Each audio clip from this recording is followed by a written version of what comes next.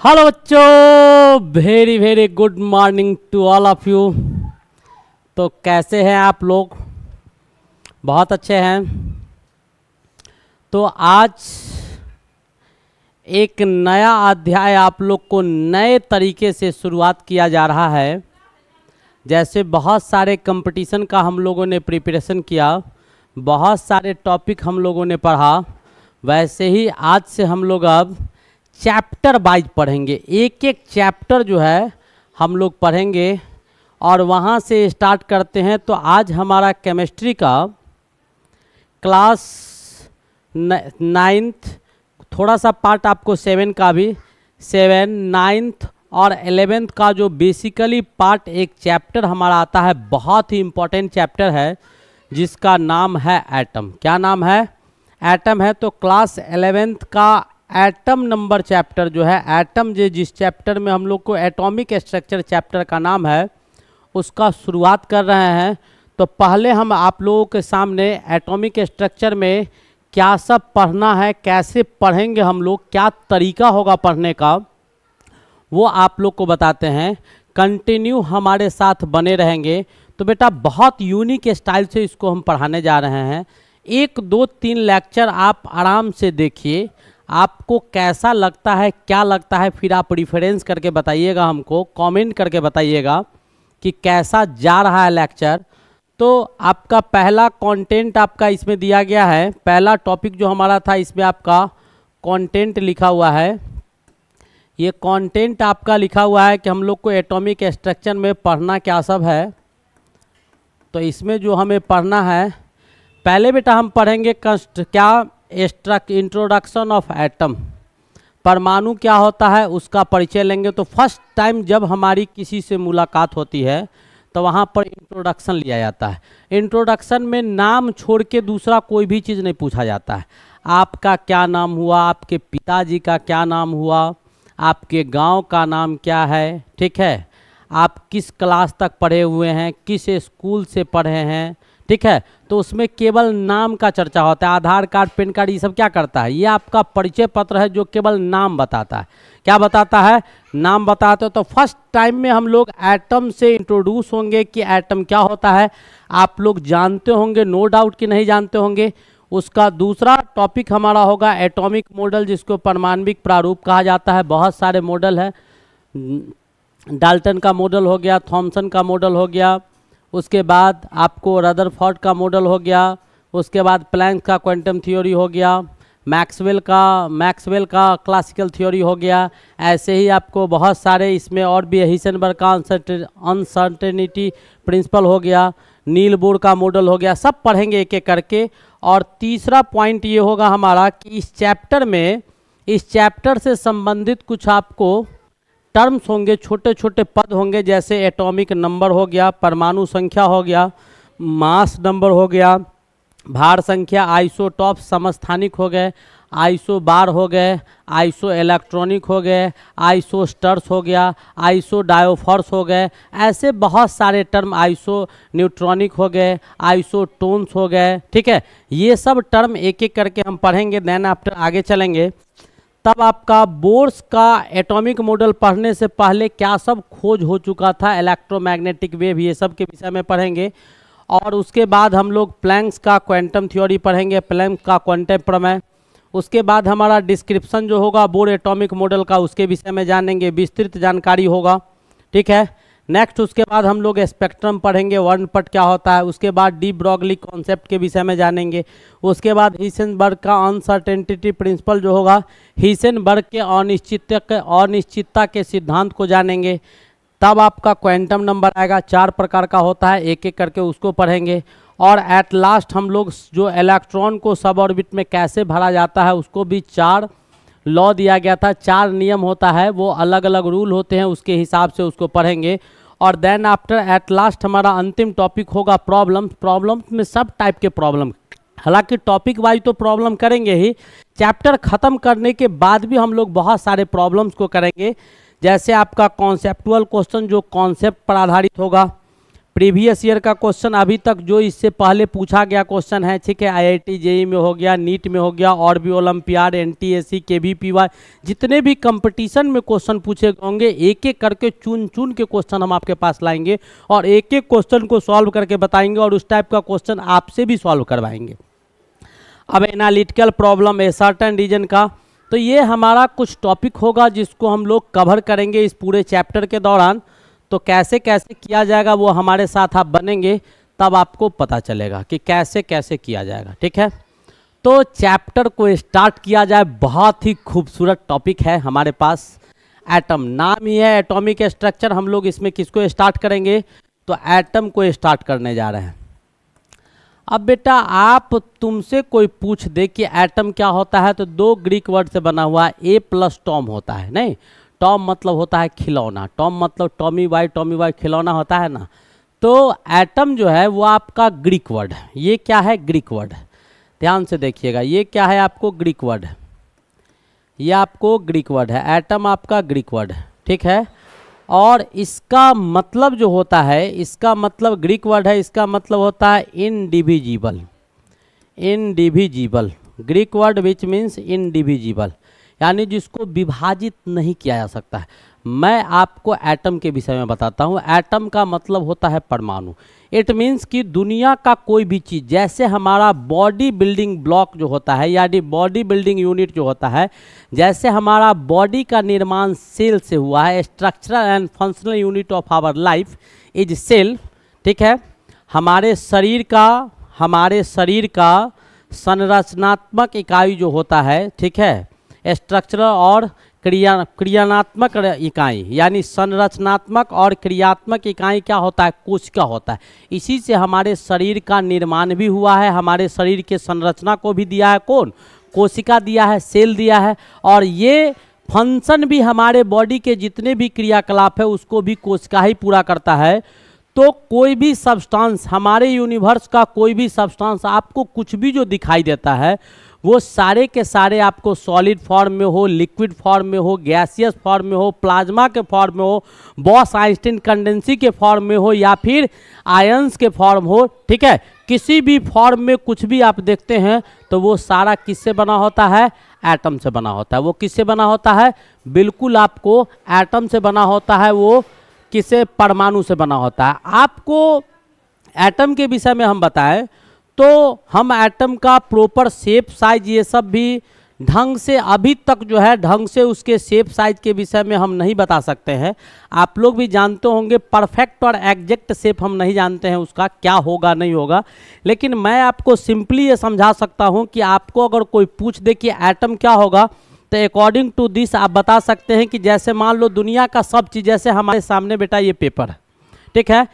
अब कोई पूछेगा तो हम कहेंगे कि दुनिया का सब चीज़ बेटा एटम से बना हुआ है, जैसा कि हमने बताया अभी, solid, liquid, gas, plasma, Bose Einstein condensate, ions, cations, जितने भी हैं आपको, ठीक है, एनायंस, ये सारे के सारे एटम से बने हुए हैं। तो हम ऐसा कह सकते हैं कि इसका एटॉमिक भाग क्या होगा। तो कोई आपसे अगर पूछे, बाय द वे कभी कोई पूछ दे, तो सीधे कहिएगा कि दुनिया का सब चीज़ एटम से बना हुआ है। ऐसे पकड़िएगा, इसको डिवाइड करना शुरू कीजिएगा, ऐसे करके जैसे हम फाड़ रहे हैं वैसे आप बिल्कुल क्या कीजिएगा, बिना हेजिटेट हुए उसको फाड़ते रहेगा। आप कहीं भी बैठे हुए, मिट्टी का ढेपा मिल जाएगा, कुछ भी मिल जाएगा, उसको निकालिएगा और फटाफट ऐसे करके क्या कीजिएगा, तोड़ना फाड़ना शुरू कीजिएगा, उसको तब तक डिवाइड कीजिएगा। एट लास्ट आप अगर किसी धागा को भी तोड़ते हैं तो तोड़ते तोड़ते एक समय आपके पास आएगा जब वो धागा डिवाइड करने योग्य नहीं बचेगा, यानी उसके आगे उसका डिवीजन संभव नहीं होगा, उससे आगे उसको तोड़कर बांट नहीं सकते हैं। This part is called atom. जैसे हमारे हाथ में पेपर का धागा है, आपको दिखाई नहीं दे रहा होगा, इसी को हम लोग क्या बोलते हैं, एटम बोलते हैं। इसी को हम लोग क्या बोलते हैं, एटम बोलते हैं। तो एटम तो बहुत माइन्यूट पार्टिकल्स हो गया, बहुत छोटा कण हो गया, उसको आप लोग सही ढंग से, हम लोग खुले आंखों से चाहे तो उसको देख भी नहीं सकते हैं, इतने छोटे कण हो गए, यानी बहुत छोटा कण, डिविजिबल करने के बाद बहुत छोटा कण आया। तो उसी को हम लोग क्या बोलते हैं, एटम, यानी उसी को हम लोग परमाणु बोलते हैं। उसी को हम लोग परमाणु बोलते हैं। जो आपको अविभाज्य होता है, अविभाज्य यानी जिसको आगे विभाजित नहीं किया जा सकता है, ये आपको ग्रीक शब्द है कौन, एटम। यहाँ तक उम्मीद है कि आपको समझ में आ गया होगा कि एटम क्या होता है। अब हम एटम को डिफाइन कर सकते हैं, बिल्कुल एटम को हम डिफाइन कर सकते हैं कि एटम क्या होता है। तो एटम का बेसिक डेफिनेशन हम लोग लिख सकते हैं कि ये आपका क्या होता है। तो एटम हमारा परमाणु जो होगा वह किसी भी एलिमेंट का सबसे छोटा हिस्सा होता है। यानी हम बोल सकते हैं कि किसी भी तत्व का वह सबसे छोटा हिस्सा जिसको आगे फर्दर डिवाइड नहीं कर सकते, जिसको आगे फर्दर बांटा नहीं जा सकता है, लेकिन इसके पास बेटा केमिकल प्रॉपर्टीज पाया जाता है। किसी भी परमाणु के पास रासायनिक गुण पाया जाता है जिस गुण के कारण वह केमिकल रिएक्शन में पार्टिसिपेट करता है, रासायनिक अभिक्रिया में वो पार्टिसिपेट कर सकता है। तो हम लिख सकते हैं बेसिकली ए माइन्यूट पार्टिकल्स या smallest particles, a minute particles यानी छोटे कण, ए माइन्यूट पार्टिकल्स और smallest particles, smallest particles that smallest particles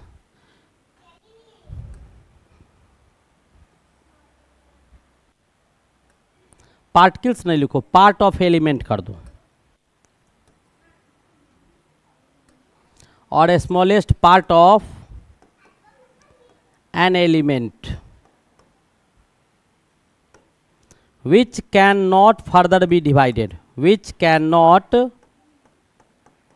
further be divided या sub divided, sub divided but take part in chemical reaction, but take part in chemical reaction. यानी कहने का मतलब यह है कि इतना कुछ समझाने की आवश्यकता नहीं, इतना तक समझ में आ गया होगा। मैं आपको समझाता हूँ, ध्यान से देखिएगा।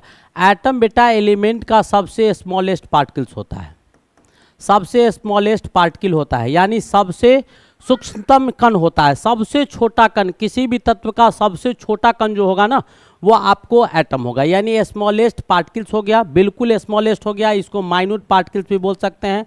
सबसे छोटा कण है, क्या है? सबसे छोटा कण है तत्व का, सबसे छोटा कण होता है किसका? तत्व का, ठीक है। दूसरा, इसके पास केमिकल प्रॉपर्टीज पाया जाता है। क्या पाया जाता है?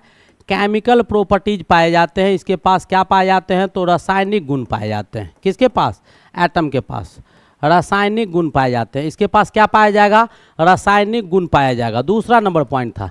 तीसरा नंबर पॉइंट कहता है रासायनिक गुण पाए जाने के कारण ये केमिकल रिएक्शन में भाग लेता है। That takes part in chemical reaction, take part in chemical reaction. ये केमिकल रिएक्शन में क्या? केमिकल रिएक्शन रासायनिक अभिक्रिया में भाग लेता है। क्या करता है?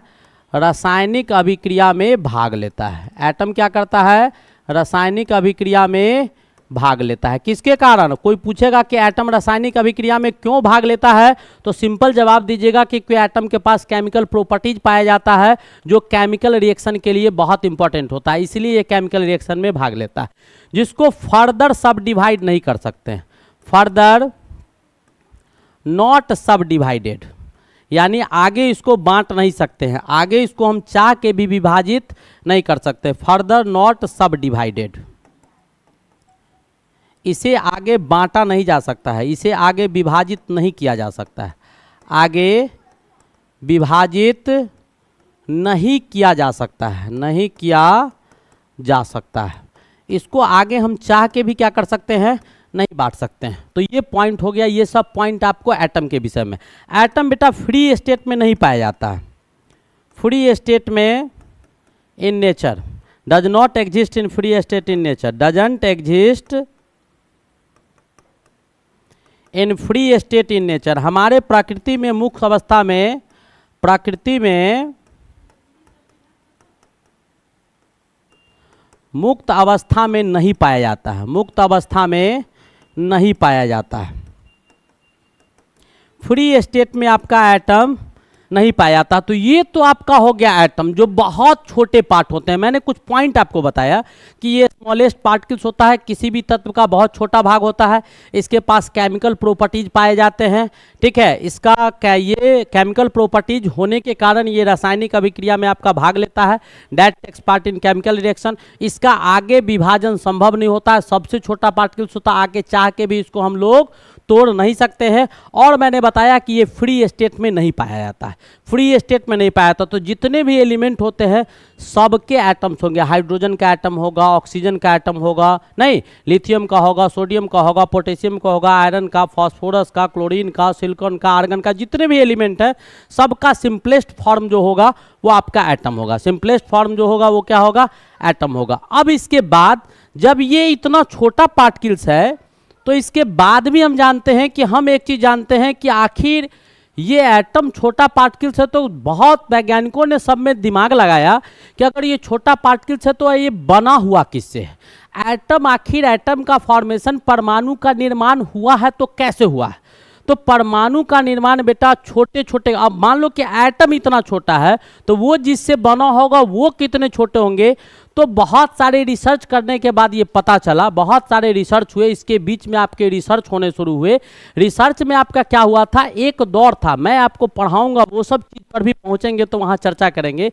एक दौर था, जैसे अभी एक दौर बीता है जहाँ दुनिया का सारा वैज्ञानिक किसके पीछे पागल था, कोरोना के पीछे पागल था। तो वो एक दशक था 1700 BC के करीब 1700 का एक ऐसा दशक था जिसमें दुनिया का सारा वैज्ञानिक, चाहे वो फिजिक्स का हो, क्योंकि मॉडर्न फिजिक्स में भी हमको पढ़ना है, ठीक है, या फिर केमिस्ट्री के हो, जिस डिपार्टमेंट के हो, वो सारे पागल हो रखे थे किसके पीछे, एटम के पीछे। और जगह जगह यही रिसर्च चल रहा था, एटम पर ही सब रिसर्च कर रहे थे। तो वहाँ पर कैथोड रे एक्सपेरिमेंट करवाया गया था, एनोड रे एक्सपेरिमेंट करवाया गया था, वो सब हुआ था, वो भी एक्सपेरिमेंट मैं आपको पढ़ाऊंगा। लेकिन फिलहाल अभी जो हम चर्चा कर रहे हैं कि एटम बना किससे था, तो एटम जिस सब्सटेंस से बना होता है, छोटे छोटे सब्सटेंस से, उसको हम लोग सब एटॉमिक पार्टिकल्स बोलते हैं। उसको क्या बोलते हैं, सब एटॉमिक पार्टिकल्स बोलते हैं। सब एटॉमिक पार्टिकल्स यानी उप परमाणविक कण, उप परमाणविक कण, उप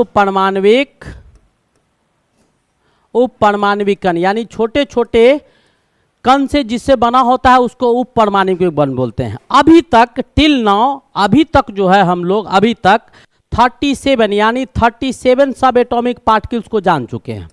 37 सब एटॉमिक पार्टिकल्स का नाम हम लोग को नज़र में है और इतने सब एटॉमिक पार्टिकल्स को हम लोग खोज चुके हैं। यानी 37 गो उप परमाणविक कण को अभी तक हम लोग खोज चुके हैं। इन 37 गो कण में, ठीक है, 37 में से यानी out of 37 3 are fundamental, 3 are fundamental, ठीक है, या बेसिक बोल सकते हैं। तो इसमें आपको 37 को जो कण है, 37 जो पार्टिकल्स हम लोग जानते हैं, उसमें 3 आपका फंडामेंटल पार्टिकल्स है, 3 आपके मौलिक कण है। 3 आपको क्या है, मौलिक कण है। वो मौलिक कण आपको हाइड्रोजन को छोड़कर, हाइड्रोजन एटम को छोड़कर बाद बाकी जितने भी एलिमेंट्स के एटम्स होते हैं, 117 के 17 एलिमेंट्स का जो एटम होगा उसमें ये 3 मौलिक कण आपको पाया जाएगा। वो 3 मौलिक कण फंडामेंटल पार्टिकल्स, जो मौलिक कण है वो फंडामेंटल पार्टिकल्स कौन सब है उसके विषय में हम आपको बता दें। तो फंडामेंटल पार्टिकल्स जो है, फंडामेंटल पार्टिकल्स वो बेटा इलेक्ट्रॉन है, प्रोटॉन है और न्यूट्रॉन है। इलेक्ट्रॉन, प्रोटॉन और न्यूट्रॉन, तो ये 3 तो आपको सब में पाया जाता है। इलेक्ट्रॉन, प्रोटॉन और न्यूट्रॉन, ये 3 आपको बेसिकली सब में पाया जाएगा। जितने भी आपको एटम्स होते हैं उस सब में पाया जाता है। किसको छोड़कर, तो मैंने अभी बताया है हाइड्रोजन को छोड़कर। हाइड्रोजन में न्यूट्रॉन नहीं पाया जाता, हाइड्रोजन के आइसोटॉप्स में पाया जाता है, लेकिन हाइड्रोजन में एक प्रोटॉन पाया जाता है और एक इलेक्ट्रॉन पाया जाता है, न्यूट्रॉन हाइड्रोजन में नहीं पाया जाता। तो 3 फंडामेंटल पार्टिकल्स आपके ये हो गए। इसके बाद तो 3, 37 था, 37 में 3 फंडामेंटल हो गया, बता 34। ये 34 जो होता है उसमें आपको कुछ अनस्टेबल पार्टिकल्स का नाम बताते हैं। ये 34 के 34 पार्टिकल्स जो है वो अस्थाई पार्टिकल्स है। वो क्या है, आपको अस्थाई कण है। वो जो कण आपको दिखाई दे रहे हैं वो अस्थाई कण है। तो अनस्टेबल पार्टिकल्स इसमें कौन सब है, तो पॉजिट्रॉन हो गया। हम कुछ नाम आपको बताते हैं। पॉजिट्रॉन हो गया, ठीक है, न्यूट्रिनो हो गया, क्या हो गया, न्यूट्रिनो हो गया, मेसॉन हो गया, मेसॉन हो गया, एंटी न्यूट्रिनो हो गया, एंटी न्यूट्रिनो हो गया, एंटी न्यूट्रिनो हो गया, ठीक है, पाई हो गया, पाई मेसॉन हो गया। तो ऐसे कुछ आपको पार्टिकल्स हैं जिसका नाम हम बता रहे हैं। एंटी प्रोटॉन हो गया, एंटी प्रोटॉन हो गया, पाई मेसॉन हो गया, पाई मेसॉन हो गया, ठीक है। पाई मेसॉन पॉजिटिव भी होते हैं और ये निगेटिव भी होते हैं, ठीक है। एंटी प्रोटॉन हो गया, एंटी प्रोटॉन हो गया, ठीक है। और ऐसे ही आपको ग्रेविटॉन हो गया, ऐसे ही आपको ये एंटी प्रोटॉन हो गया, ग्रेविटॉन हो गया, क्या हो गया, ग्रेविटॉन हो गया, ईटीसी। तो ये सारे अनस्टेबल पार्टिकल्स, यानी किसी भी एटम का जो निर्माण होता है, एटम के अंदर, हमने एटम के विषय में बताया बहुत छोटा है, और एटम जिस चीज से बना हुआ है उसमें अभी तक 37 गो का 37 गो का नाम हम लोग जान चुके हैं, जिसमें 3 आपका मौलिक होता है, इलेक्ट्रॉन, प्रोटॉन और न्यूट्रॉन।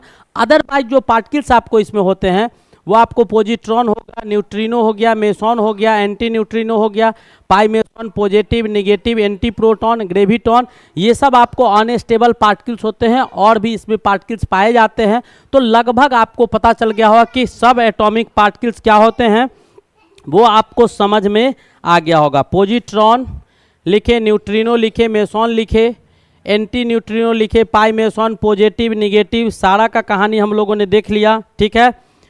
उसके बाद न्यूट्रल ग्रेविटॉन होता है, ग्रेविटॉन आपके न्यूट्रल होते हैं, ठीक है, न्यूट्रल ग्रेविटॉन।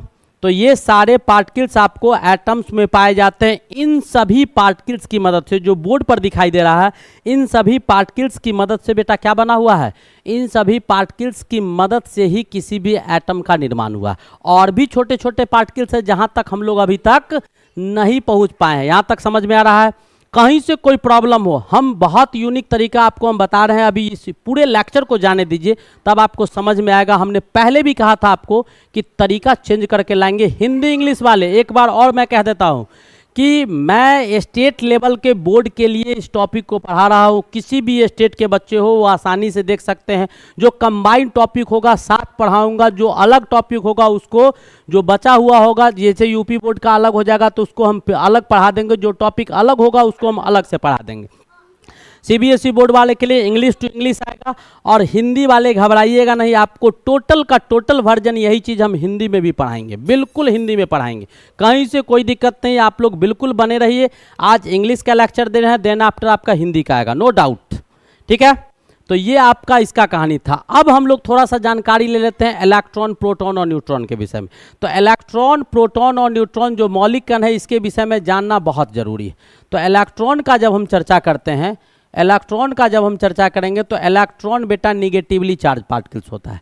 क्या होता है? निगेटिवली चार्ज पार्टिकल्स होता है। यह आपको ऋणात्मक आवेशित कण हो। इलेक्ट्रॉन क्या होता है? ऋणात्मक आवेशित कण होता है। इलेक्ट्रॉन आपके क्या होते हैं? तो निगेटिवली चार्ज पार्टिकल्स होते हैं, आप लोग जानते होंगे।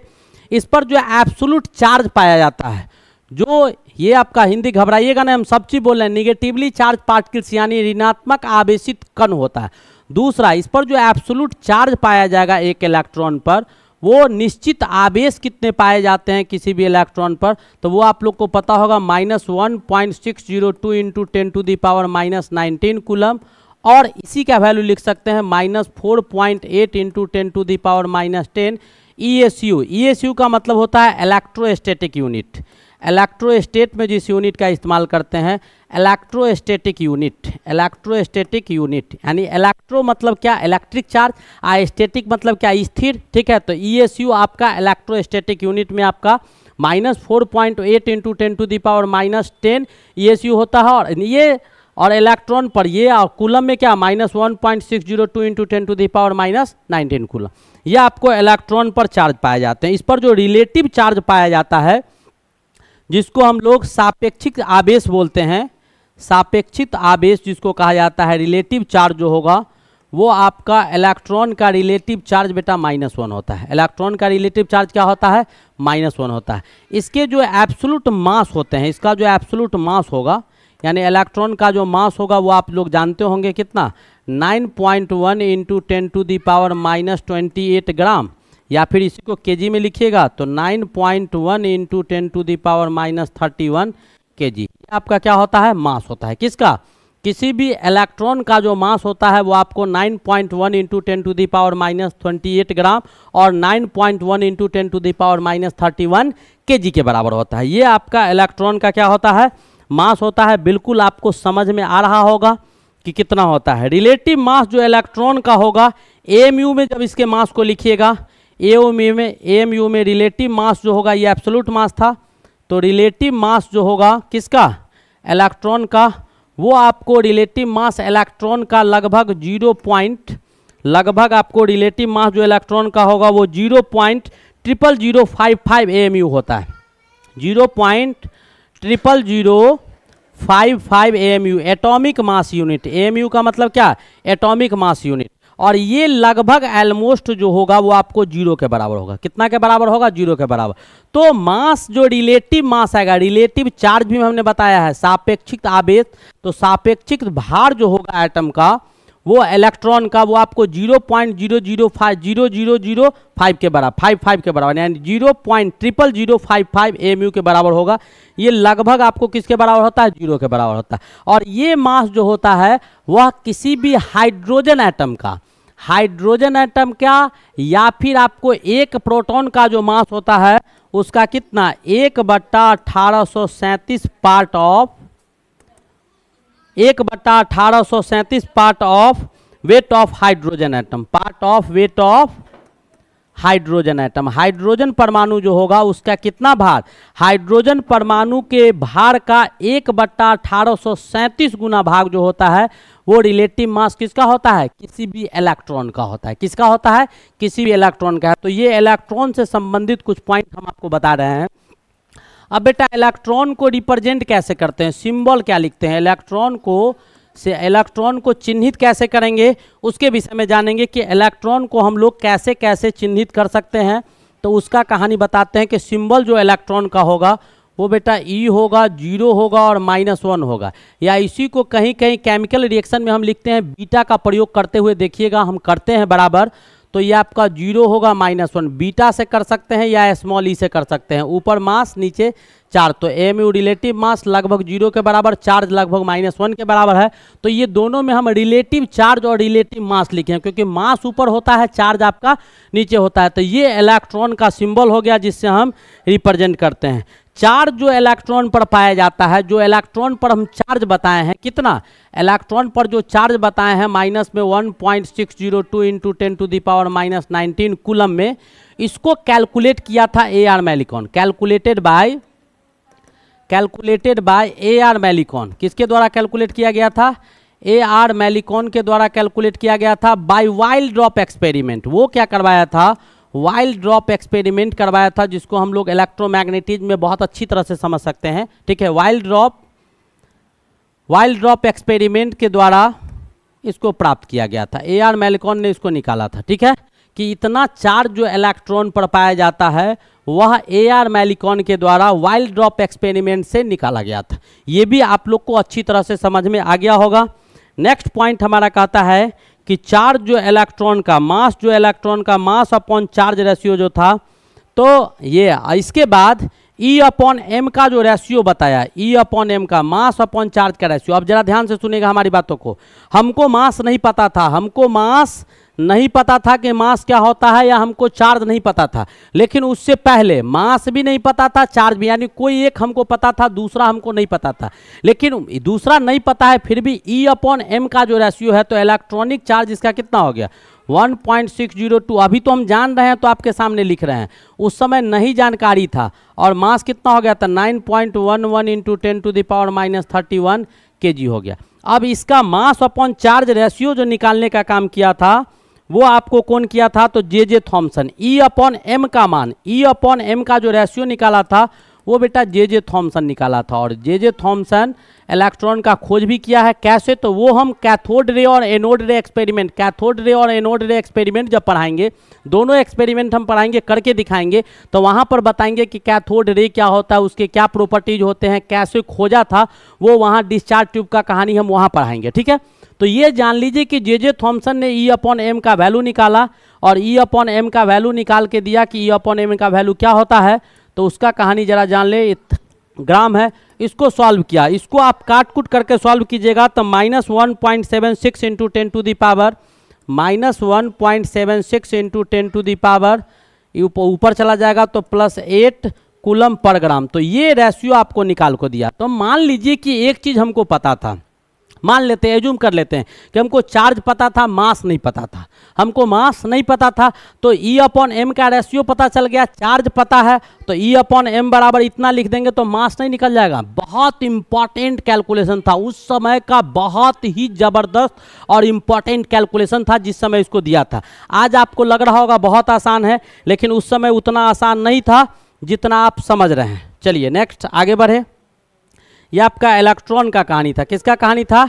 इलेक्ट्रॉन का कहानी था। बिल्कुल जैसे इलेक्ट्रॉन का कहानी हम लोगों ने देखा, बिल्कुल उसी तरह से हम प्रोटॉन और न्यूट्रॉन का कहानी भी देखते हैं कि प्रोटॉन और न्यूट्रॉन में क्या घटना घटा था। तो जरा प्रोटॉन और न्यूट्रॉन का कहानी देख लेते हैं।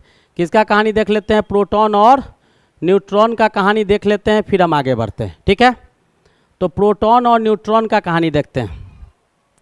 ठीक है, तो प्रोटॉन और न्यूट्रॉन हमारा क्या कहता है उसको जरा सा देख लेते हैं। ये रदरफोर्ड का कहानी है, इस पर ब्लैंक पेज हमको लेना था और बहुत ज़्यादा पेज है।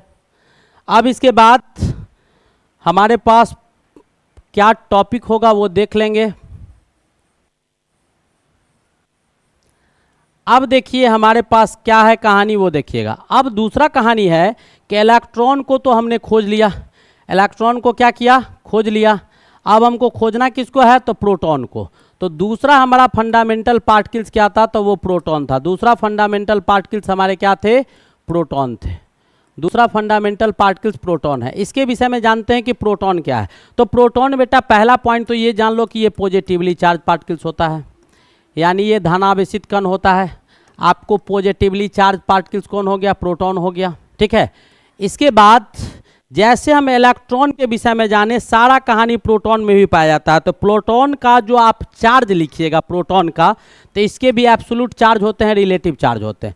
तो इसका निश्चित आवेश जो होगा, जो एब्सोल्यूट चार्ज प्रोटॉन पर पाया जाएगा वो प्लस में पाया जाएगा। सेम अमाउंट का चार्ज होता है, मैग्नीट्यूड दोनों का सेम होता है, जितना इलेक्ट्रॉन पर उतना ही प्रोटॉन पर। अंतर होता है कि एक निगेटिव होता है, दूसरा पॉजिटिव होता है। प्लस में 1.602 इंटू 10⁻⁻19 कूलम, और इसी को ESU में लिखेगा तो प्लस में 4.8 इंटू 10⁻⁻10 ESU के बराबर होता है। ये आपके प्रोटॉन पर। इसका जो रिलेटिव चार्ज होगा, किसका? प्रोटॉन का जो रिलेटिव चार्ज होगा वो आपको रिलेटिव चार्ज क्या हो जाएगा? तो प्रोटॉन का रिलेटिव चार्ज आपका +1 हो जाएगा। इसका जो एब्सोल्यूट मास होगा वो क्या हो जाएगा? एब्सोल्यूट मास जो होगा, यानी निश्चित मास, एब्सोल्यूट मतलब निश्चित मास जो होगा वो 1.672 इंटू 10⁻, कितना? -24 ग्राम, या फिर 1.672 इंटू 10⁻⁻27 kg। ये आपके क्या हो जाएंगे? तो प्रोटॉन का एब्सोल्यूट मास हो जाएगा। प्रोटॉन का क्या हो जाएगा? एब्सोल्यूट मास हो जाएगा। रिलेटिव मास जो प्रोटॉन का होगा वो भी जान लेते हैं। तो रिलेटिव मास, मास भी रिलेटिव होगा, सापेक्षिक मास होता है इसका भी। तो रिलेटिव मास जो आपका प्रोटॉन का है वो आपको कितना के बराबर होता है? तो 1.00727। इसको लगभग हम लिख सकते हैं क्या? 1। किसके बराबर? AMU में। किस में? इतना 1.00727, ये 00 है। 1.00727 लगभग आपको किसके बराबर होगा? 1 AMU के बराबर होता है इलेक्ट्रॉन का रिलेटिव मास। इलेक्ट्रॉन कहते हैं प्रोटॉन का रिलेटिव मास।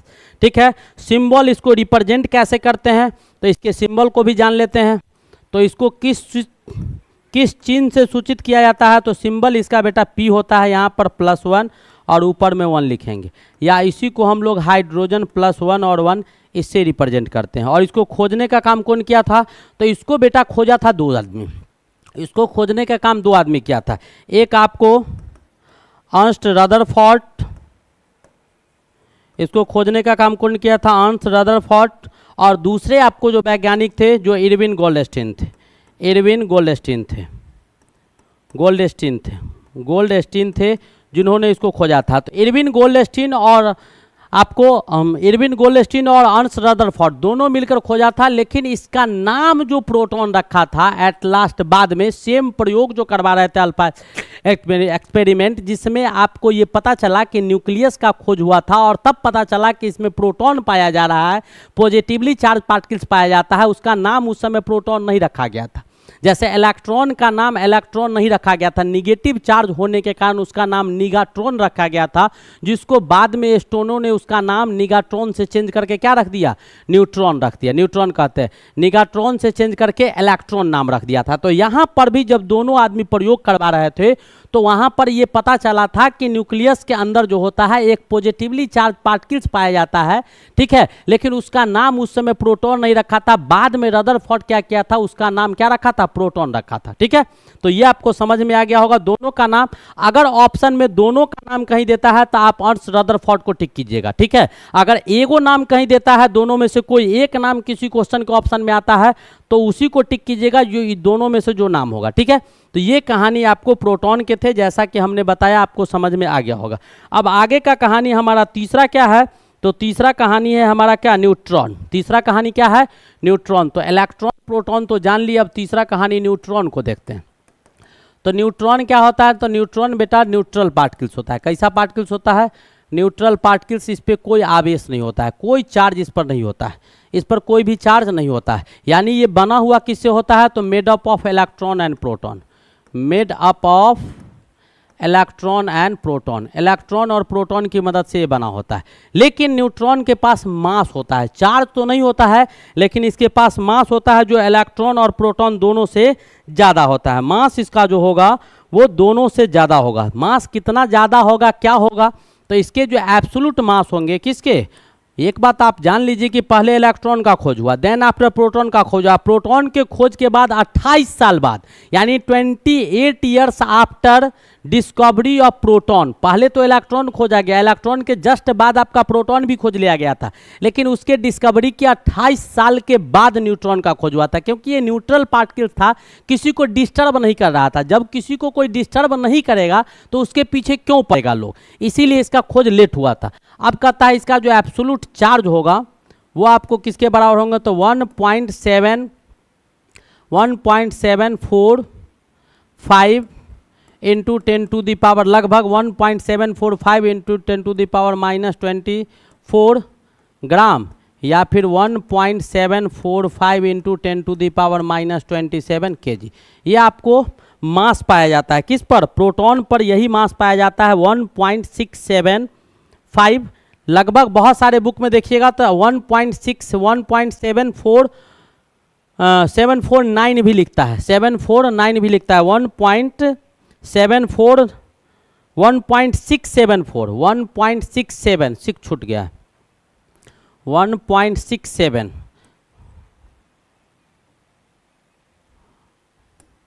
इसका जो होगा 1.67, तो बहुत सारे बुक में लिखता है 1.6749 लिखता है। हम डायरेक्ट क्या कर दिए 1.675 लिखो ना, इतना क्या लिखेगा, बहुत लंबा हो जाएगा। डेसिमल के बाद इतने लंबे तक मत ले जाओ। 1.675 1.675, तो 1.672 प्रोटॉन का होता है, 1.675 इसका होता है, यानी डेसिमल के 2 अंक के बाद वहाँ 2 होता है, यहाँ 5 होता है। तो मास जो होगा न्यूट्रॉन का वो आपको स्लाइटली ग्रेटर होगा मास प्रोटॉन के, और मास इलेक्ट्रॉन का जो होता है वो बहुत कम होता है। इसलिए जब एटम का हम मास निकालते हैं तो इलेक्ट्रॉन के मास को छोड़ देते हैं, उसके मास को काउंट नहीं करते हैं, ठीक है। तो ये आपका किसका था, तो इसका मास था, किसका, एब्सोल्यूट मास था आपके न्यूट्रॉन का। यहाँ तक समझ में आ गया, यहाँ तक समझ में आ गया। आगे देखते हैं, आगे क्या है, रिलेटिव मास जो होगा वो किसके बराबर होगा, रिलेटिव मास इसका पाया जाएगा, चार्ज तो नहीं है, चलिए ठीक है। रिलेटिव मास जो होगा किसका, सापेक्षिक मास जो होगा न्यूट्रॉन का वो कितना होगा, तो 1.0082 AMU के बराबर होता है, 1.0082 AMU के बराबर। अप्रॉक्सीमेटली इसको भी हम लोग क्या लिख सकते हैं, अप्रॉक्सीमेटली, लगभग ये ऑलमोस्ट आपको किसके बराबर होगा, तो ऑलमोस्ट 1 के बराबर होगा। ऑलमोस्ट किसके बराबर होगा, डेसिमल से पहले 1 है, तो ऑलमोस्ट आपको 1 के बराबर होगा किसका मास, तो आपका रिलेटिव मास हो जाएगा न्यूट्रॉन का, ठीक है। अब इसको कौन खोजा था, तो डिस्कवर्ड किया गया था किसके द्वारा, तो डिस्कवर्ड बाय जेम्स चैडविक। किसके द्वारा खोजा गया था, तो जेम्स चैडविक के द्वारा खोजा गया था। किसके द्वारा, जेम्स चैडविक ने इसको खोजा था। कौन खोजा था, जेम्स चैडविक इसको खोजने का काम किया था। कौन खोजा था इसको, तो जेम्स चैडविक ने इसको खोजने का काम किया था। किसको, एटम को खोजने का काम कौन किया था, जेम्स चैडविक ने इसको खोजने का काम किया था। चलिए यहाँ तक समझ में आ गया, यहाँ तक उम्मीद है आप लोग को समझ में आ गया होगा, यहाँ तक उम्मीद है आप लोग को समझ में आ गया होगा। जैसा कि एटम का कहानी हम आपको बता दिए, यहाँ तक समझ में आया कि नहीं आया, सो बताइए। यहाँ तक समझ में आया आ गया तो आगे चला जाए, आगे कुछ देखा जाए, बिल्कुल देखा जाए, कैसे नहीं देखा जाएगा सर, देखना तो है ही। आप बोले थे बहुत यूनिक तरीका से दिया जाएगा, लेकिन इसमें तो कुछ यूनिकनेस नज़र नहीं आ रहा है। आएगा बेटा, बिल्कुल नज़र आएगा, आप घबराइए नहीं। अभी हम दिखाएंगे, बहुत कुछ दिखाएंगे, जो हमको दिखाना है अभी दिखाए कहाँ है कुछ। तो ये कहानी आपको हमने बताया कि एटम क्या होता है। तो ये जो बेटा आपको दिया गया है, ये सारे के सारे चीज़ जितने हम आपको दिए हैं, वो टोटल का टोटल कंटेंट जो मेरे द्वारा आपको दिया गया, ये सारे के सारे कंटेंट ये शो करने का काम कर रहा है, ये बताने का काम कर रहा है कि एटम क्या होता है। अब इसका पीडीएफ फाइल भी हम आपको दे दिए, पीडीएफ फाइल लिखा हुआ है, आप इसको यहाँ से लिख सकते हैं कि एटम क्या है। तो स्मॉलेस्ट पार्टिकल्स है एलिमेंट का, जो रासायनिक अभिक्रिया में भाग लेता है, फ्री अवस्था में नेचर में नहीं पाया जाता। कौन कौन है? तो एटम के पास माइन्यूट पार्टिकल्स पाए जाते हैं, 37 को हम जानते हैं, 3 पार्टिकल्स है। सारा चीज़ हम यहाँ लिख दिए हैं, ध्यान से देखिएगा। कैरेक्टरिस्टिक्स क्या है, इलेक्ट्रॉन प्रोटॉन का जो कहानी है, सारा चीज़ हमने आपको बहुत अच्छी तरह से सजा के लिख दिया है। आप लोग यहाँ से छाप सकते हैं। प्रोटॉन होता है पॉजिटिवली चार्ज पार्टिकल्स होते हैं, हमने पढ़ा भी दिया। एब्सोल्यूट चार्ज इसका क्या होगा, तो इतना इतना के बराबर होगा, ठीक है। रिलेटिव चार्ज इसका क्या होता है, रिलेटिव मास इसके क्या होते हैं, रिलेटिव एब्सोल्यूट मास क्या होता है, प्रोटॉन को डिस्कवर्ड कौन किया था, ये सारा कहानी हमने आपको पढ़ा दिया है। न्यूट्रॉन क्या होते हैं, तो न्यूट्रल पार्टिकल्स होते हैं, ये किससे बना होता है, तो प्रोटॉन इलेक्ट्रॉन से बना होता है। रिलेटिव मास इसका कितना होता है, तो 1.00 लगभग कितना के बराबर। एब्सोल्यूट मास कितना होगा न्यूट्रॉन का, तो ये आपको हमने लिख दिया है। डिस्कवर्ड किसके द्वारा किया गया था, तो जेम्स चैडविक के द्वारा। ये समझ में आ गया होगा, हम यहाँ से भी समझा सकते थे। एटम के विषय में बताएं कि बेटा वो ग्रीक वर्ड होता है जिसका मीनिंग होता है इंडिविजिबल, ठीक है, अल्टीमेट, ठीक है, ultimate particles which can not be further सब डिवाइडेड, आगे इसको बांटा नहीं जा सकता है। जॉन डाल्टन का कहानी है, किसका कहानी है बेटा, जॉन डाल्टन एटम के विषय में पहला वैज्ञानिक था जो एटम के विषय में बहुत कुछ बताया।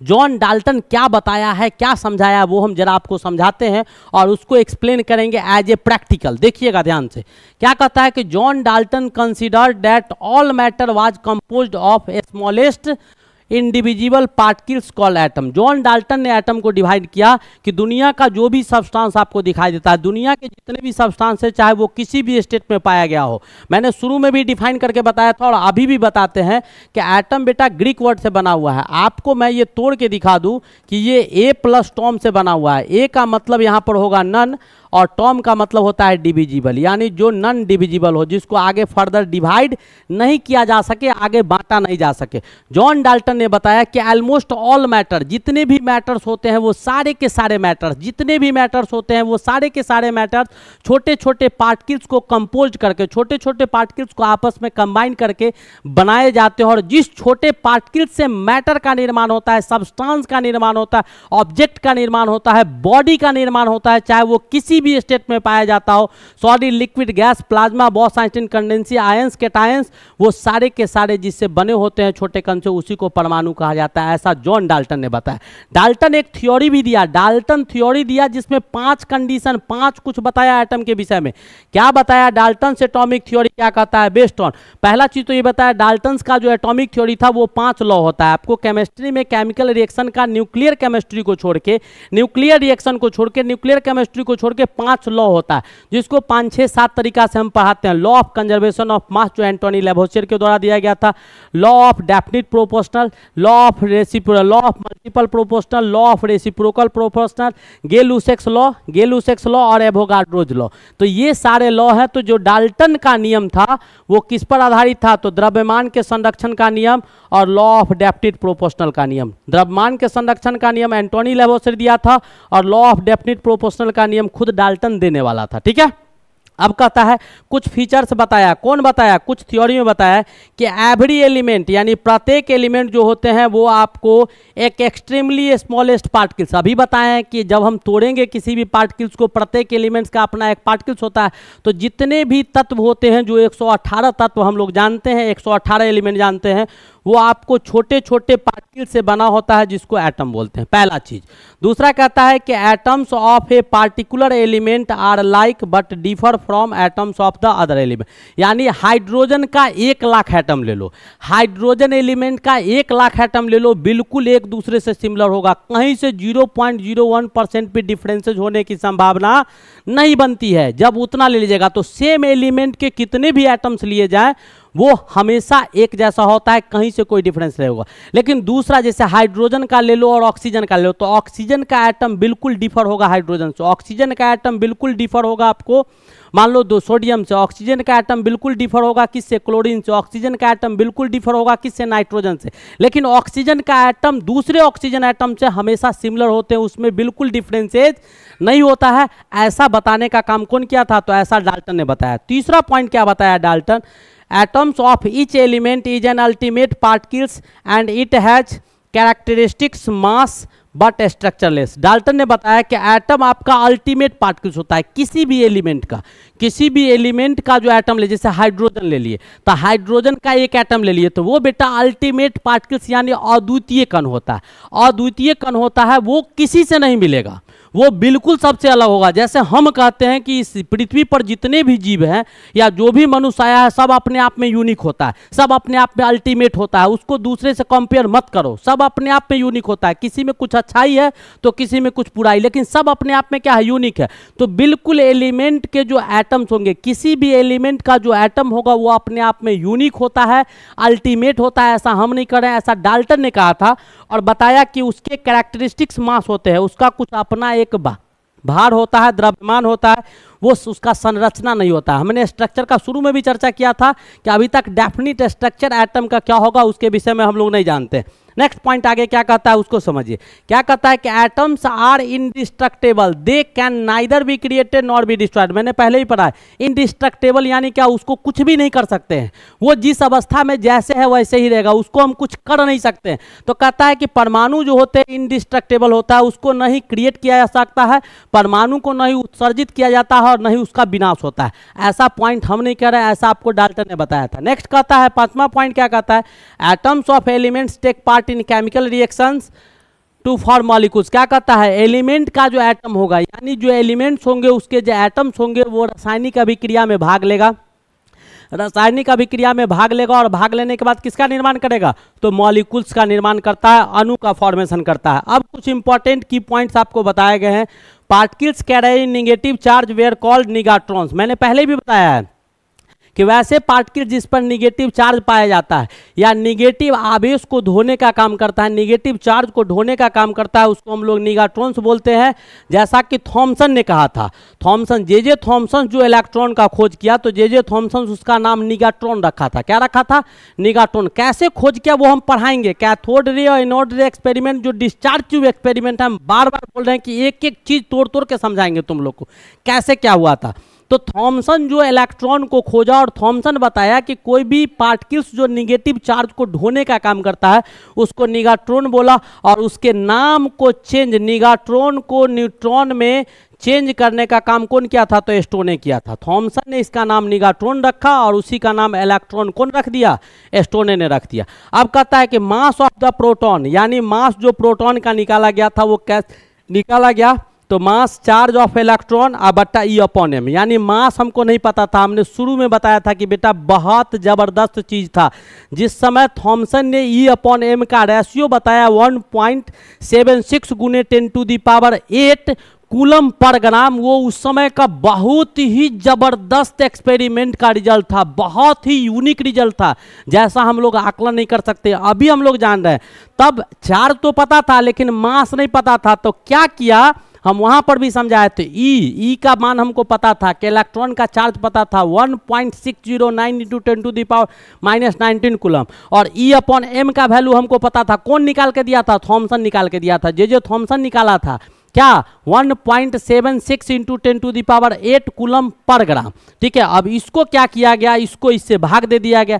जैसे ही हमने इससे भाग दिया तो भाग देने के बाद आपको मास निकल गया। क्या निकल गया, मास निकल गया, प्रोटॉन का मास आसानी से हम लोग कैलकुलेट पड़ा। वैसे ही मास ऑफ प्रोटॉन जो था वो एएमयू में होता है, कितना कितना ये हमने बता दिया। एएमयू में कैसे निकाला जाता है, तो जो मास आपका प्रोटॉन का आता है ग्राम में 100 और इसका जो मास दिया गया है 100, दोनों को डिवाइड कीजिएगा, एएमयू का मास पता चल जाएगा, जो लगभग कितना के बराबर होता है, 1 के बराबर होता है। कितना के बराबर होता है, 1 के बराबर होता है। ठीक है, यहाँ तक हम लोगों ने जाना कि क्या होता है। एक और चीज़ मैं आपको बता दूँ तो आगे बढ़ेंगे। एक और चीज़ बहुत इंपॉर्टेंट चीज़ है, मैक्सवेल का थ्योरी हम बता देते हैं, क्लासिकल थ्योरी। उसके बाद इस क्लास को ऑफ करेंगे और देन आफ्टर हम लोग मॉडल की ओर चढ़ेंगे। अगले लेक्चर में हम लोग एटॉमिक मॉडल की ओर बढ़ेंगे। उससे पहले एक लेक्चर हमारा होगा कैथोड रे एक्सपेरिमेंट और एनोड रे एक्सपेरिमेंट, जो डिस्चार्ज ट्यूब का था। अब देखिए, मैक्सवेल आपका एक थ्योरी दिया था, इलेक्ट्रोमैग्नेटिक थ्योरी दिया था। इलेक्ट्रोमैग्नेटिक का कहानी अभी हम समझाएंगे बेटा। इलेक्ट्रोमैग्नेटिक जिसके पास इलेक्ट्रिकल बिहेवियर भी हो और मैग्नेटिक बिहेवियर भी हो, उसी को इलेक्ट्रोमैग्नेटिक कहा जाता है। हाईली पावरफुल चीज़ होता है, हाईली एनर्जेटिक चीज़ होता है। अब मैक्सवेल एक थ्योरी दिया, इसमें क्या बताया मैक्सवेल, वो जरा ध्यान से सुनिएगा हमारी बातों को। मैक्सवेल बताया कि कोई भी एनर्जी का सोर्स है, एनर्जी का सोर्स बहुत सारे होते हैं, यानी वैसा सब्सटेंस जिससे एनर्जी गेन करते हैं। जैसे हमारे पास एनर्जी के सोर्स में बल्ब हो गया, नहीं ट्यूबलाइट हो गए, ऑर्डिनरी आपको बहुत सारे मशीनरी सामान हो गया जिससे हम एनर्जी, सूर्य हो गया, नहीं तो जिससे हम एनर्जी गेन करते हैं। तो कहता है कि एनर्जी का कोई भी सोर्स ले लो, कोई भी सोर्स ले लो जिससे एनर्जी हम गेन करते हैं, उस सोर्स से जो एनर्जी निकलेगा ना, वो आपको ईएम वेव के फॉर्म में निकलेगा, इलेक्ट्रोमैग्नेटिक वेव के फॉर्म में निकलेगा, वो भी लगातार निकलेगा, वो भी लगातार निकलेगा। ऐसा कौन बताया था, ऐसा आपको मैक्सवेल ने बताया, लेकिन एक कंडीशन लगाया था। मैक्सवेल क्या कंडीशन लगाया था, सो देखिए, कहता है ए सोर्स ऑफ एनर्जी, ऊर्जा का कोई भी स्रोत जिससे ऊर्जा बाहर निकलेगा, radiates it's energy in the form of EM waves continuously, लगातार निकलेगा। ठीक है, लेकिन कब, जब वो, ये तो ऊर्जा का सोर्स है तो इसके पास तो ऑलरेडी एनर्जी है, तो वहां से जो एनर्जी निकलेगा वो लगातार निकलेगा, ब्रेकेज नहीं होगा। जैसे हम यहाँ से चल रहे हैं तो लगातार चल रहे हैं, कहीं कट नहीं होना चाहिए। तो लगातार कोई सोर्स है एनर्जी का, इससे जो एनर्जी निकलेगा वो बिल्कुल ऐसे निकलेगा, कहीं कोई कटअप नहीं होगा, ऐसे रेडिएशन के फॉर्म में। और ये रेडिएशन आपका किसका होगा, तो ईएम वेव्स का होगा। ये किसका होगा, तो ईएम वेव्स, इलेक्ट्रोमैग्नेटिक वेव का होगा। ऐसा पॉइंट नंबर 1 में मैक्सवेल ने बताया।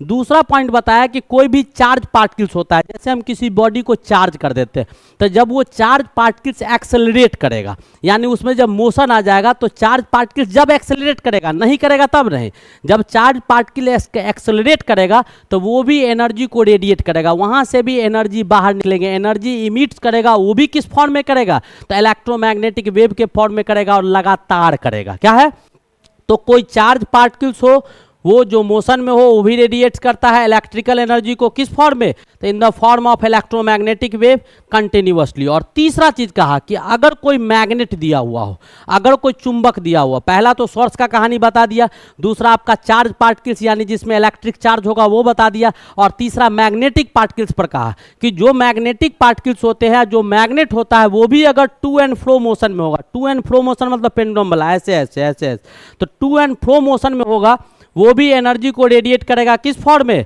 तो in the form of electromagnetic wave continue. यानी किसी भी सोर्स का एनर्जी हो, चाहे वो इलेक्ट्रिकल एनर्जी हो, सिंपली फॉर्म का एनर्जी हो, या मैग्नेटिक फॉर्म का एनर्जी हो, तो इसकी भी फॉर्म का एनर्जी होगा, वहां से एनर्जी जब निकलेगा तो वो किस फॉर्म में निकलेगा, तो इलेक्ट्रोमैग्नेटिक वेव के फॉर्म में निकलेगा, लगातार निकलेगा। जब वो मोशन में रहेगा, एक्सेलरेट करेगा तब, चाहे मैग्नेट हो तो भी एक्सेलरेट करेगा, इलेक्ट्रिक चार्ज बॉडी हो तो भी एक्सेलरेट करेगा, तो लगातार एनर्जी निकलेगा। ये कंटेंट्स आपको कौन दिया था, मैक्सवेल ने दिया था। ठीक है, आगे हम लोग का जो कहानी होगा, नेक्स्ट टॉपिक अगले क्लास में जो हम चर्चा करेंगे, तो पहले तो आपका रदरफोर्ड, यानी पहले थॉमसन का मॉडल देखेंगे, तब रदरफोर्ड का देखेंगे। तो पहले रुक जाइए कि हम इससे पहले हम आपको जितना कुछ बताएं वो जरा समझा दे, तब आपको समझ में आएगा कि सर क्या बता रहे थे। अब बेटा ध्यान से देखो, इसको ध्यान से देखिएगा, ध्यान से देखिएगा, बिल्कुल मिस नहीं कीजिएगा, मिस कीजिएगा तो गड़बड़ हो जाएगा। आपके पास एटम का कहानी हम लेके आए हैं, ये एटम है, बिल्कुल क्या है, आपको दिखाई दे रहा होगा, ये एटम है। क्या है, एटम है, जैसा कि आप देख पा रहे हैं। ये आपका टाइटेनियम है, कौन सा एटम है, टाइटेनियम दिया हुआ है। क्या दिया हुआ है, टाइटेनियम दिया हुआ है। ये आपका एटॉमिक नंबर इसका कितना है, 22 है। आप देख रहे होंगे 22 एटॉमिक नंबर होगा, इलेक्ट्रॉनिक कन्फिग्रेशन लिखो। टाइटेनियम का 22, वेनेडियम का 23 होता है। इलेक्ट्रॉनिक कन्फिग्रेशन लिखिएगा, क्या आएगा, 1s2, 2s2, 2p6, 3s2, 3p6 4s2 2 4 10 12 6 18 2 20 4s2 यानी कितना कक्षा, 4 गो कक्षा, पहला दूसरा तीसरा और चौथा, 4 कक्षा इसमें दिखाई दे रहा होगा। 4 ऑर्बिट्स है, 1 2 3 4, चारों में क्या कर रहा है, इलेक्ट्रॉन आपके ऑर्बिट में चक्कर लगा रहे हैं, दिखाई दे रहा होगा। और न्यूक्लियस में प्रोटॉन, तो कितना, जितना इलेक्ट्रॉन होगा उतना ही प्रोटॉन होगा। न्यूट्रॉन का संख्या जो होगा आपको दिखाई दे रहा है कि कैसे चक्कर लगा रहा है। तो ये आपको टाइटेनियम एटम का कहानी था। किसका कहानी था, टाइटेनियम। यहाँ पर देखिएगा आकृति आपको दिखाई दे रहा होगा, ये एटम का कहानी है बेटा, ध्यान से देखेगा। ऑक्सीजन है, ऑक्सीजन एटॉमिक नंबर कितना, 8 दिखाई दे रहा होगा। एटॉमिक नंबर कितना है, 8 है, 8 एटॉमिक नंबर। पहला कक्षा में कितने इलेक्ट्रॉन्स, पहला कक्षा में कितने इलेक्ट्रॉन्स, 2 इलेक्ट्रॉन। दूसरा में कितना, 6 इलेक्ट्रॉन। देखो पहला में 2 इलेक्ट्रॉन चक्कर लगा रहा है, दूसरा में 6 इलेक्ट्रॉन चक्कर लगा रहा है, दिखाई दे रहा है, बिल्कुल दिखाई दे रहा होगा आपको, चक्कर लगा रहा है ना। तो ये आपके एटम्स हैं, ये एटम्स का आपको लाइव टेलीकास्ट 3D में हम दिखा रहे हैं। यहाँ पर देखिएगा कार्बन है, कार्बन में आपको दिखाई दे रहा होगा न्यूट्रॉन भी अलग है, प्रोटॉन भी अलग है, दिखाई दे रहा होगा। बिल्कुल कैसे, हमने बोला था कि कोई भी पार्टिकल्स स्थिर नहीं होता है, कोई भी पार्टिकल्स स्थिर नहीं होता है, नहीं तो उसका डिस्ट्रक्शन हो जाएगा सब्सटेंस का। हम बार बार चिल्ला चिल्ला के कहते हैं सब्सटेंस डिस्ट्रक्ट कर जाएगा, वो अपने एक्स्ट्रा एनर्जी को लूज करेगा है, और लूज करने का एक ही जरिया होता है अपने आप को मोशन में लाना, ठीक है। तो आपको यहाँ दिखाई दे रहा होगा कार्बन है, कार्बन का एटॉमिक नंबर 6 होता है, पहला में 2 इलेक्ट्रॉन, दूसरा कक्षा में 4 इलेक्ट्रॉन चक्कर लगा रहा है। आपको नजर आ रहा होगा कि कैसे चक्कर लगा रहे हैं। तो ये सब बेटा एटम का कहानी है, हमने बोल के दिखाता था पहले, अभी लाइव टेलीकास्ट आप देख रहे होंगे कि क्या सब घटना घट रहा है, दिखाई दे रहा है। तो ये टाइटेनियम, इसका कहानी दिखाएं, ये सब का कहानी हम बाद में दिखाएंगे, ये सब तो आगे का कहानी, हम कुछ और दिखा दे आपको। ये रदरफोर्ड का कहानी है, ये आप बाद में दिखाएंगे। हाँ ये देख लीजिए, ये आपको दिखाई दे रहा होगा, छोटे छोटे पार्टिकल्स है। किसी भी सब्सटेंस में जो पार्टिकल्स होते हैं फ्री आपका इलेक्ट्रॉन्स होता है। इलेक्ट्रॉन्स बेटा किसी भी मेटल के अंदर फ्री स्टेट में जिसमें फ्री इलेक्ट्रॉन्स पाया जाता है वो ऐसे ही मूव करता है, जैसे मूव कर रहा है ना, बिल्कुल इसी तरीका से मूव करते रहता है, बिल्कुल इसी तरीका से मूव करता है। अब हम डाल्टन्स का कहानी दिखाते हैं। ये देख लीजिए न्यूक्लियस है, ये देख लीजिए हाइड्रोजन एटम है। कौन सा एटम है, हाइड्रोजन एटम है, दिखाई दे रहा होगा, हाइड्रोजन एटम है। इसमें बेटा न्यूट्रॉन नहीं है, केवल प्रोटॉन पाया गया है, दिखाई दे रहा होगा। बिल्कुल पॉजिटिवली चार्ज बॉडी आपको सूर्य की तरह दिखाई दे रहा है। एक इलेक्ट्रॉन एक ऑर्बिट है, कंटिन्यूअस चक्कर लगा रहा है। यह हाइड्रोजन एटम का संरचना है, किसका है, हाइड्रोजन एटम का संरचना दिखाया गया है। नेक्स्ट, ये सब हम बाद में दिखाएंगे क्या है नहीं है। चलिए हम बैक चलते हैं और कुछ दिखाते हैं आपको। हमें कुछ और देखना है अभी।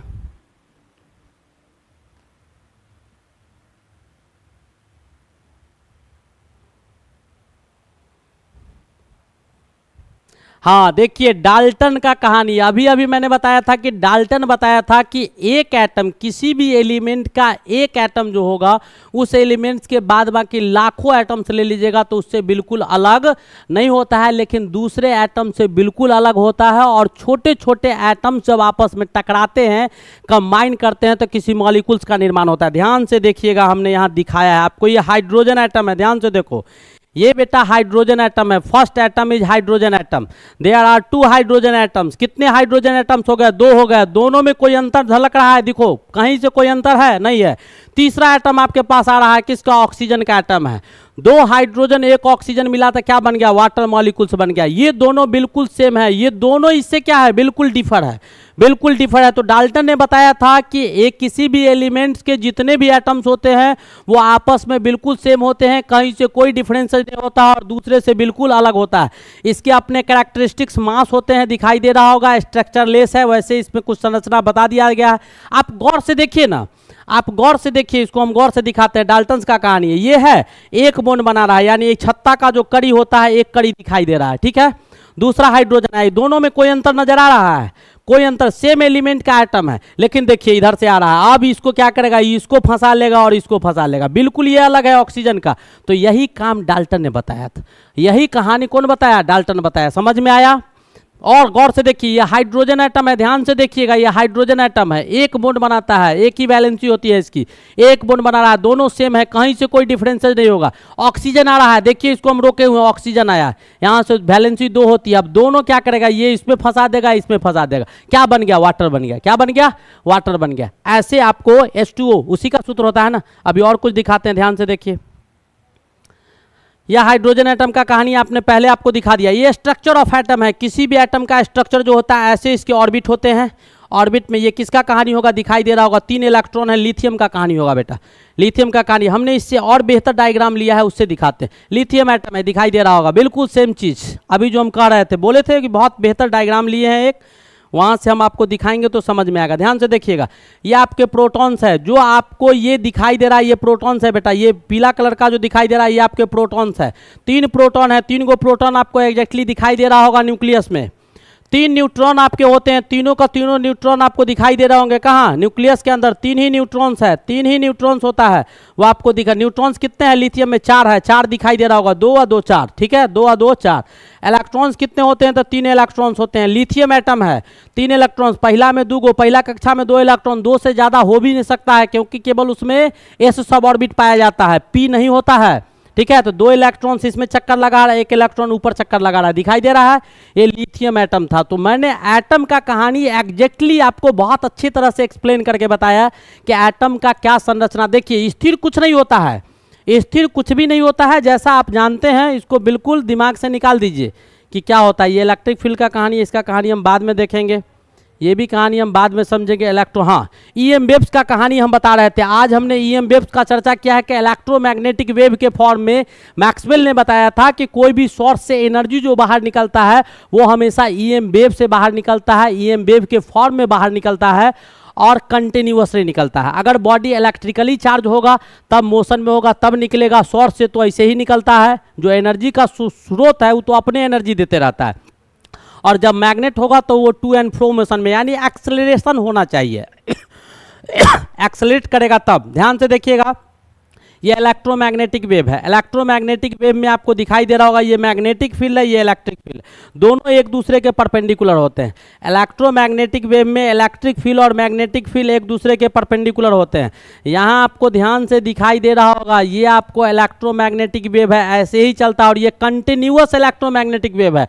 और इसी इलेक्ट्रोमैग्नेटिक वेव का चर्चा किया था कौन, मैक्सवेल ने चर्चा किया था। ये आपका कंटिन्यूअस दोनों चीज में पाए गए हैं और दोनों जहां कहीं भी पॉइंट आप देखिएगा एक दूसरे पर 90 डिग्री का कोण बना रहा होगा। हमने इससे भी बेहतर एक डायग्राम लिया है, उसको दिखाते हैं, ध्यान से देखिएगा, समझ में आएगा। यहां पर गौर से देखिए, मैग्नेटिक फील्ड वाइब्रेट हॉरिजॉन्टली, ये आपको दिखाई दे रहा होगा, ये डायग्राम ये आपका दिखाई दे रहा होगा, इधर भी आपको दिखाई दे रहा होगा, दोनों दिखाई दे रहा होगा।